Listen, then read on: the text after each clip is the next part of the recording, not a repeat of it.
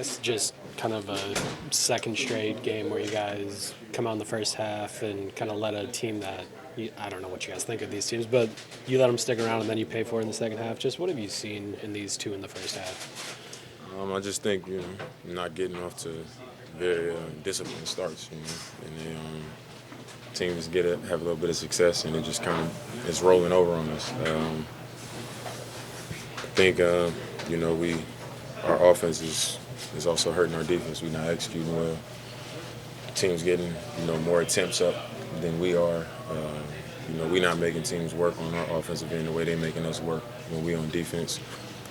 And I think our struggle executing throughout games is hurting our defense and putting us in scramble situations. And we just got to do better. I think especially the last two games, you give teams that confidence early. They start to believe. We sometimes not trusting our schemes defensively, not really being on a string in our scheme. And it leads to open shots. Guys got to protect each other, and sometimes we are, sometimes we aren't, sometimes we don't even know it's our job. And it's something new for all of us. I think there's moments where we do it exactly how we're supposed to, and then, when other factors come in, we don't play good offense, and then they get us off balance, so we can't get set. We end up in random positions. Somebody moves up middle, the help comes, and it's just kind of snowball from there. And I think last game and this game we had the same issues. Defensively, I know these two teams don't necessarily play like the most traditional lineups where it's like, oh, those are bigs. Do you feel like that has played into it at all? Where it's like guys got to try to figure out. Well, I know in our base defense this would be, but they got. It's a little bit difficult because we play two bigs, and with the last two teams, they got guys that are on the perimeter, and our big's job is to protect the paint, and the guard's job is to protect them when they have to go protect the paint on the perimeter and finding guys. And even last game they had guys. Vucevic hadn't been popping as much as he did in the past, and then against us he starts popping more because he see what the scheme is, and we didn't do a good enough job reacting to that or adjusting to that. And I thought tonight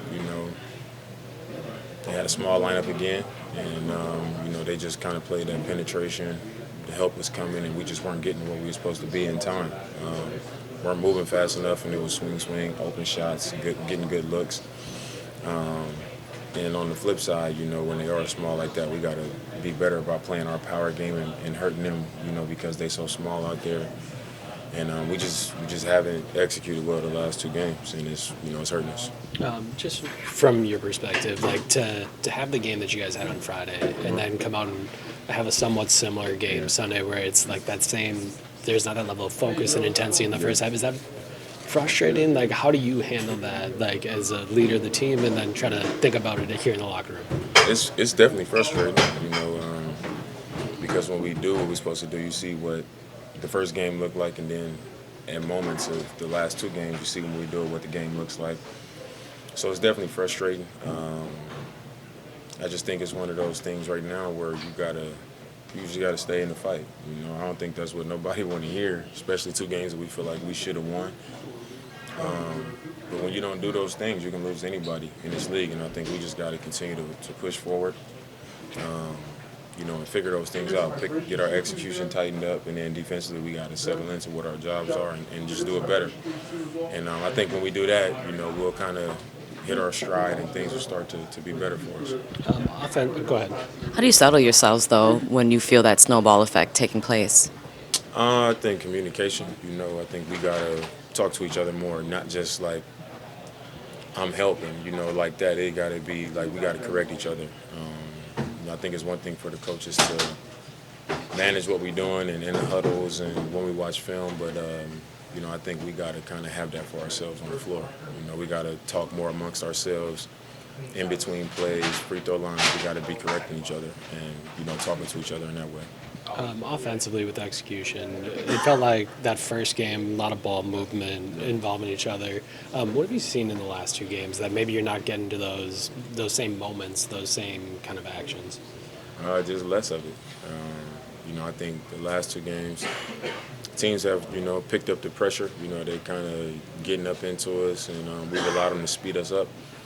And, not just to get into the play, but once we make that first pass, they get up into us, and we kind of just attack, and they take us out of what we're trying to do because it's, when people are all over you and trying to pressure you, it's a little bit less comfortable than if they let you play free and easy, which is why teams do it.